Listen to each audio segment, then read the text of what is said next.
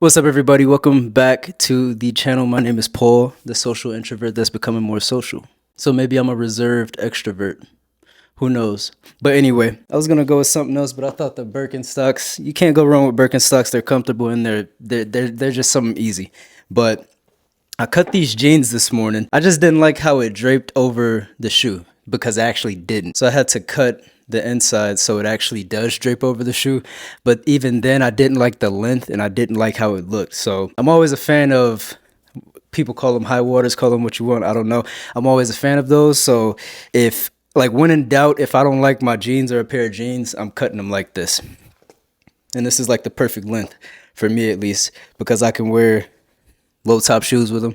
I can wear boots with them. One thing I don't like when I first cut them, they don't have that distressed look. It just looks frayed right now. But once you wash them and then I dry my stuff on, I think I have an extra low setting, it then creates that distress, like that, I don't know what to call it, that distressed fuzzy look. That's when I'm like, okay, yeah, I can rock these whenever, but I'm gonna rock them today anyway. I'm just going to the cafe to get this week's homework done. And this class is cool. I'm not gonna say I didn't like my master's program, but it didn't fully draw me in until like maybe 2 classes ago.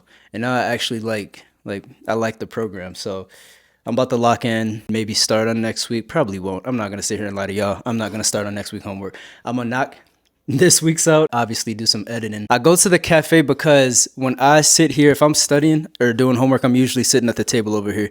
And it's not all the time like this, but if I'm at home, I can get distracted very easily and thrown off my focus because I have everything accessible here that I need, and it's my home. I'm comfortable.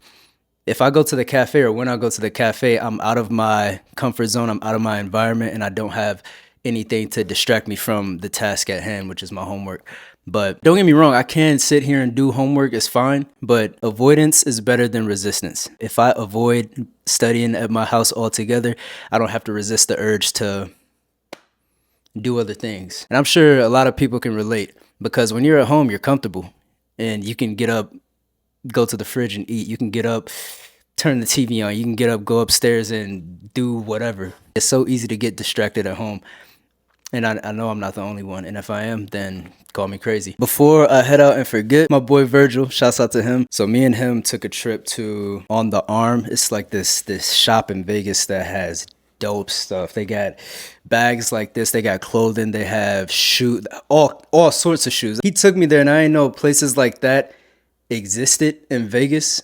Like shops like that. I mean, I knew they existed, I just never been, and I didn't know about them. But when we were there, he got me this tote, and it's a nice sized tote.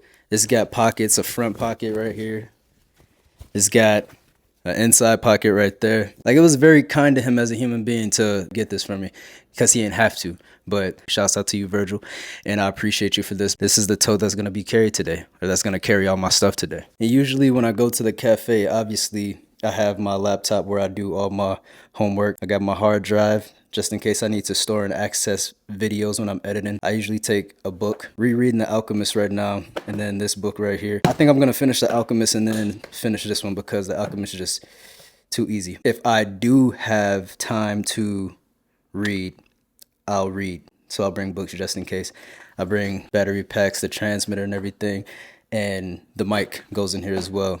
I'll bring my dongle just in case I need to plug my hard drive in, the AirPods in a Kakashi case. If you don't know Kakashi, I don't know you. I forgot to show y'all, but the fragrance that I'm going to be wearing today, Gaiac 10 from Le Labo. So, I got something on it. It's a city exclusive. You can only get it in September, I believe, and it's priced more than the regular ones, but worth it.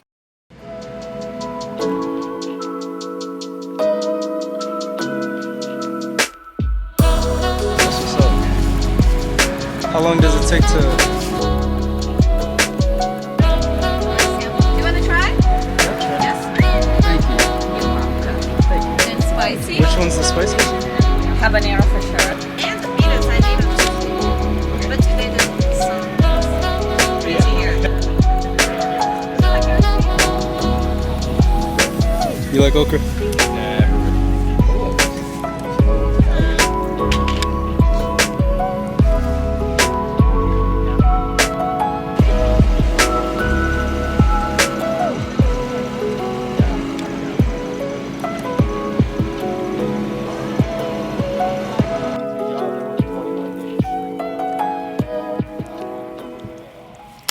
So I just got done reading the book, The Alchemist.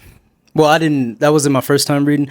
This was my first time physically reading it. I listened to the audio book on Audible about 3 times, so technically it's my 4th time reading this, but first time reading the physical copy. And it's always been my favorite book. The first time I read it was 2019, let's say that. And I remember it being remarkable. It really stuck with me. The message, how I painted the picture of the book in my head while I was reading it and everything.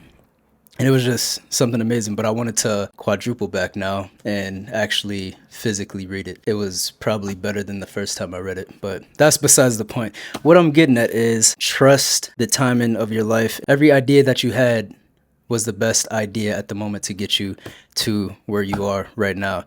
And you might not think you're in the best place, but I think it's all a part of your journey in life and where you're supposed to go. One of the things that I took from this book is pay attention to the signs in your life. I was on the couch yesterday and I was supposed to go watch the football games with my boy. I ended up staying home and I just had like this idea that I wanted to do another short film. I've done one in the past about feeling lost in life, which actually kind of relates to the book, but I had the idea yesterday to do another short film.